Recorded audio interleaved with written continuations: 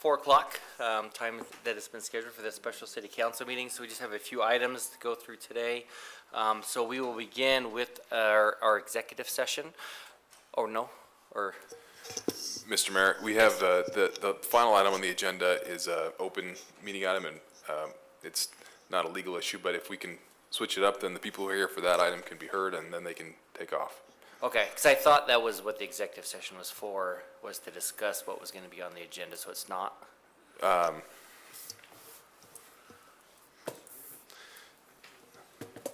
Mr. Mayor, if we move action item 2 up to the top, that won't have any impact on the executive session. Oh, okay. So I apologize. I thought that's what it was for. So then what we'll do is move the executive session to the end, and we'll hear item number 2 and number 3, and then we'll go into executive session at that time. Does that sound good? Yes, Yeah? yes, Okay, ma'am, thank you. perfect. Okay, so we will begin with a roll call. Madam Clerk, if you would please call. Doty. Here. Stotty. Here. Williams. Here. Allgood. Here. Dittmer. Here. Very good. Okay, thank you so much. Appreciate that. So we will begin with our action item. This is consider resolution authorizing the execution of a reimbursable agreement with Envision Construction. So, Mr. Swanson, are you going to present that, or Doug, are you doing? He's pointing at you, Scott. So, perfect. Afternoon, Mr. Mayor, Council. Scott Swanson, Director of Aviation. And then we do have the screen up. So just in here to discuss what got pulled off the agenda from old business at the last council meeting. Just do some reworking on the agreement to protect the city and how we do that. But what we're looking at is a reimbursable agreement not to exceed $400,000 that will enable Envision Construction to completely redevelop and move the stormwater collection in the vicinity of the well house on the south side of the airport to the other side of Aviation Way, and then give them the opportunity to build 6 more hangars in that location as it sits with an additional taxi lane between what is currently the 200 hangars and what will be the northernmost set of hangars that Envision is going to build. And then up on the map, you can kind of see, I'll turn slightly, but the well house is the black building in the center of the picture. And then the proposed construction puts a fence with access around that for a city water department, and in a parking lot for street access for the 6 hangars that will go in that area. And then at the southern leftmost parking lot area is the current position of that stormwater pond, which I believe according to reports a little short on the cubic feet that it should be able to absorb right now. And then moving that to the north side, or excuse me, to the other side of Aviation Way, and then slightly to the west, and then just cleaning up that entire area and giving that a really good look as we move forward.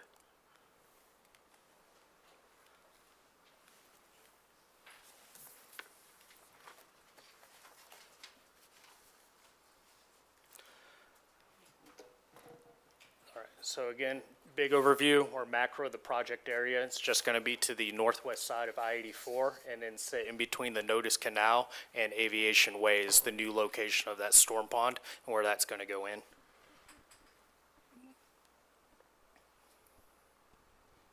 So, and then Corey, do you want to talk this piece or any of this? Yeah. All right, I'm going to present Corey James. He's the proprietor of Envision Construction. He'll be able to talk these engineering diagrams a little bit better than I can. Okay, perfect. Great. If you could just state your name for the record, appreciate that. Yeah, Corey James with Envision Construction. Mayor, Council, last time I was here, I think I kind of went through this stuff pretty well, but there were some questions and concerns that you all shared with us, and you know, during this course of time, I've had plenty of opportunity to address those questions, and I think we've addressed all of them. Hopefully we've addressed all of them. But essentially, yeah, like Scott was saying, just taking that pond and moving it over to the other side of Aviation, getting it away from that well where it currently is, and you know, meeting all DEQ's requirements, etc. Can we go to, yeah, I think maybe the next one. Nope, next one. Hopefully it's on here. Next one. There we go.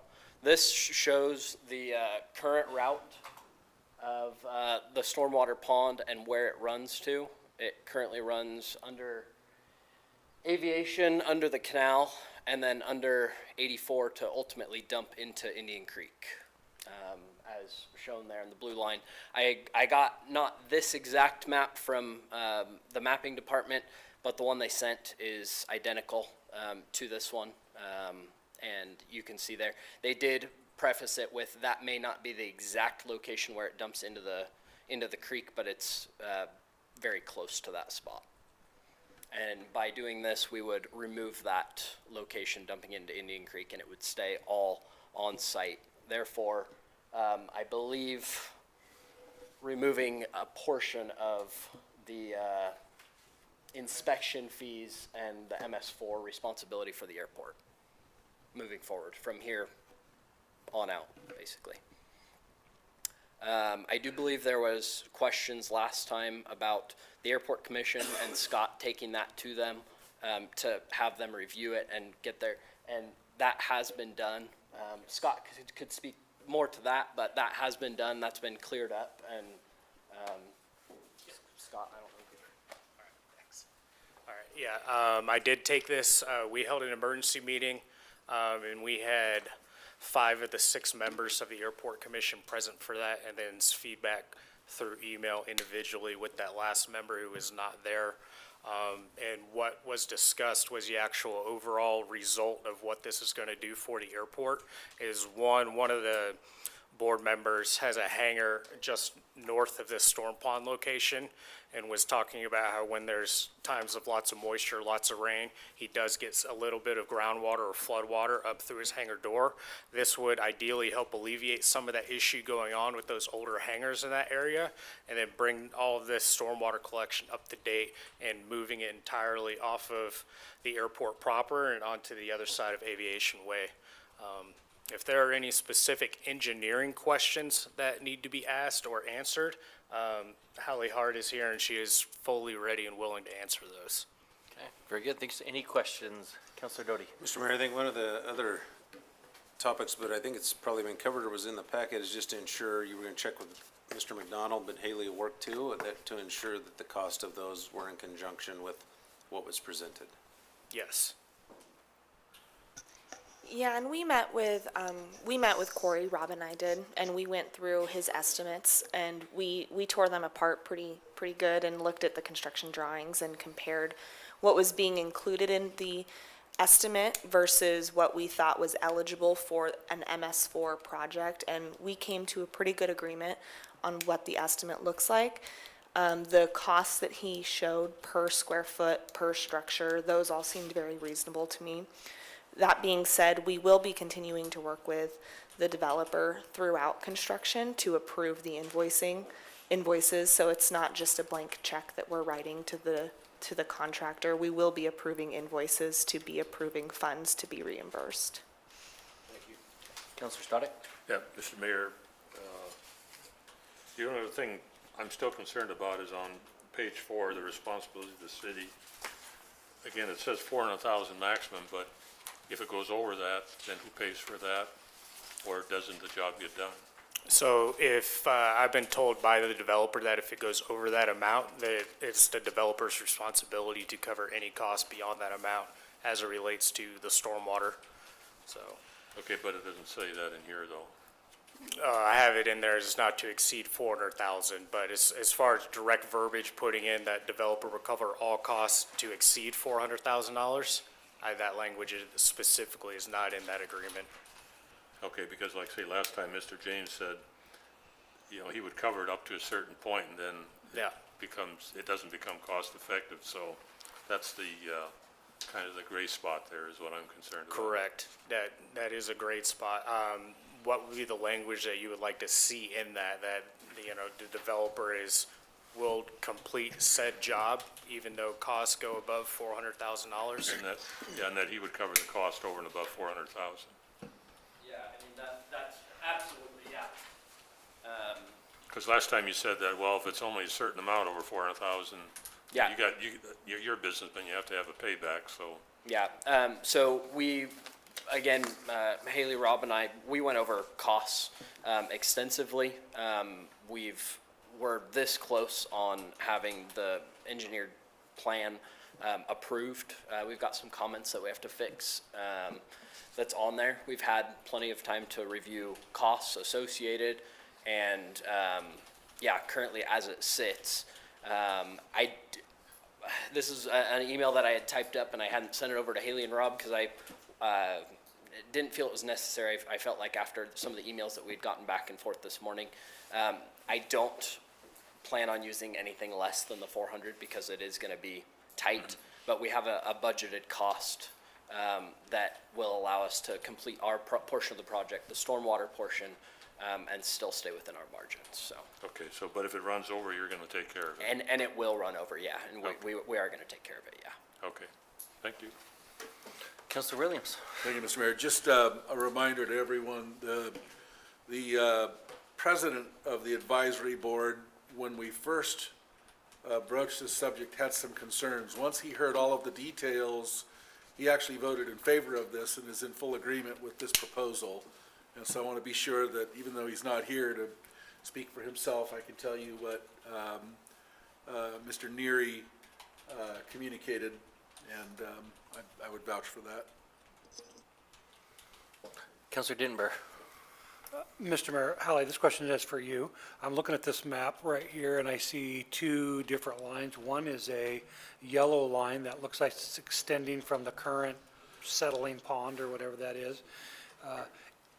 Will that line still be utilized in transferring the storm water to its new location? Or will that line be abandoned and will we trench a new line across Aviation Way? Yeah, so we will no longer be needing to trench across Aviation Way at this location. So that line that is currently shown underneath Aviation Way will be abandoned. We won't fully go through and remove the line, we just will no longer have a connection to it. Instead, we will be routing the stormwater to the north. You can see there's an existing building. It has the number 45, or I guess they're all 4510, but there's that existing building right there snug up to Aviation. We're going to be now crossing Aviation at that location to have the storm pond be at that large area that is still on the east side of the canal.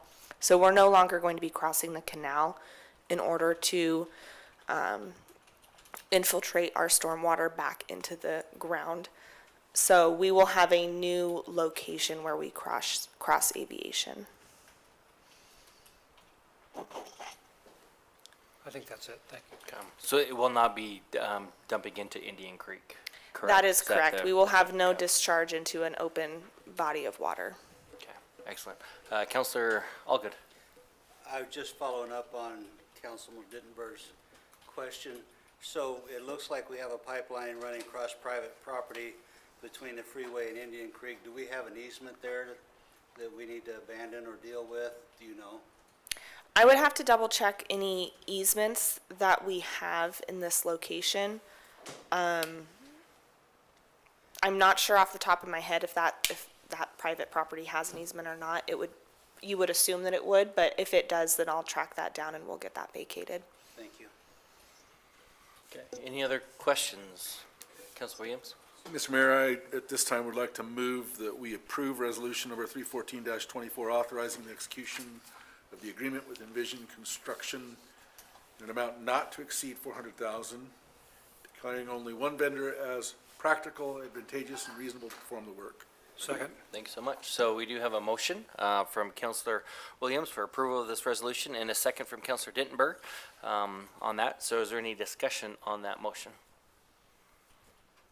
Okay, with that, then voting is open at this time.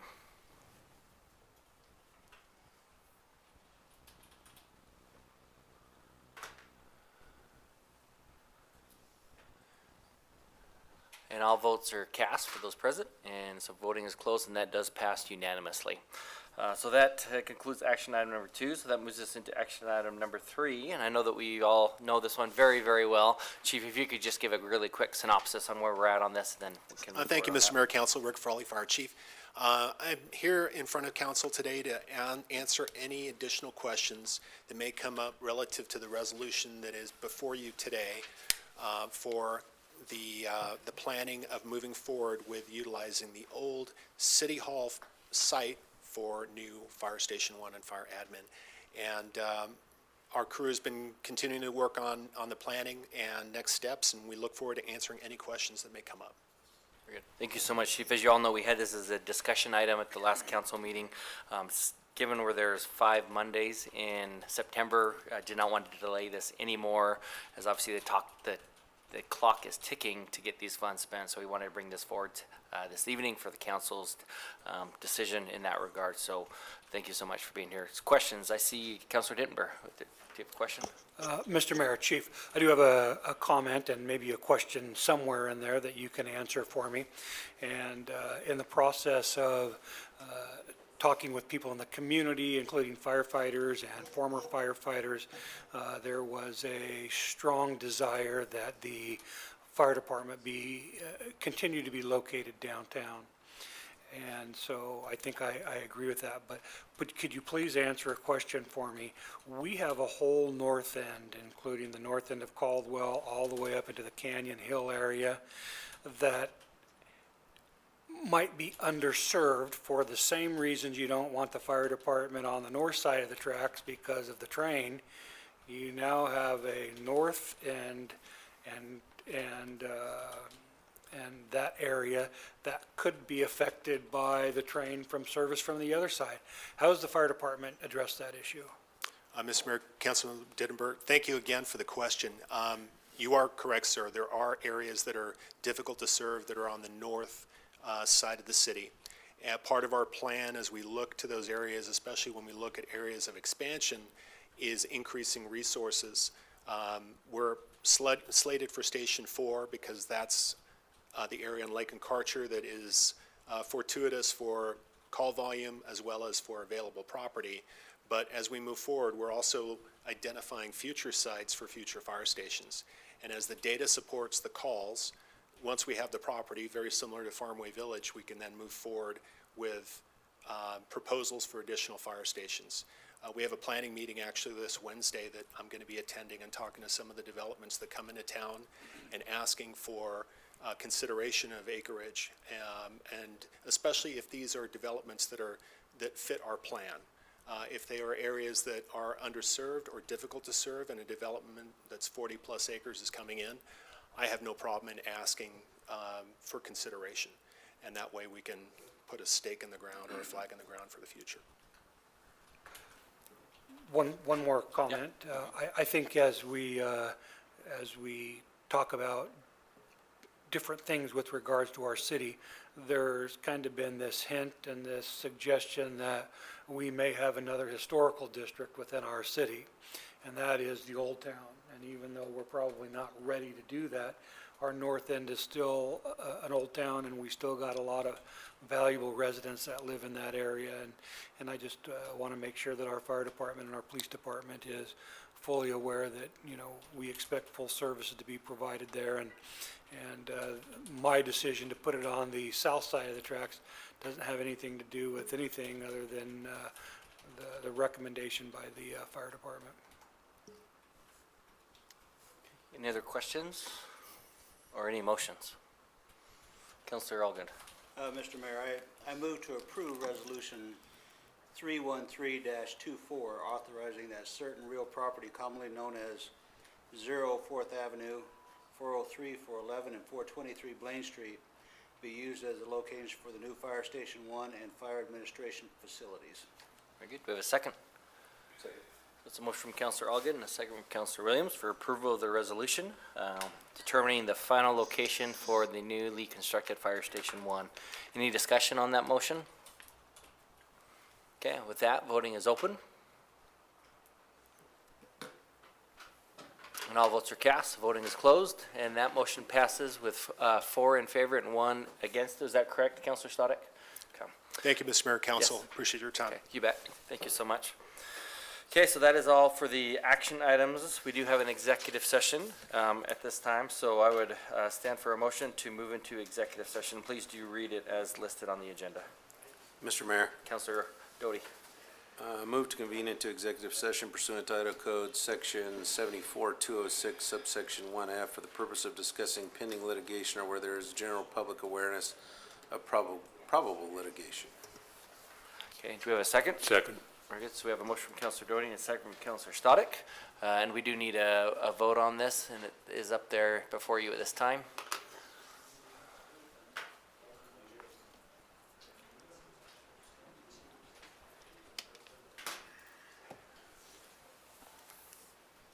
It's not one, there we go. All votes are cast, the voting is closed, and that passes unanimously. So with that, we have vacated the room, so if we could make sure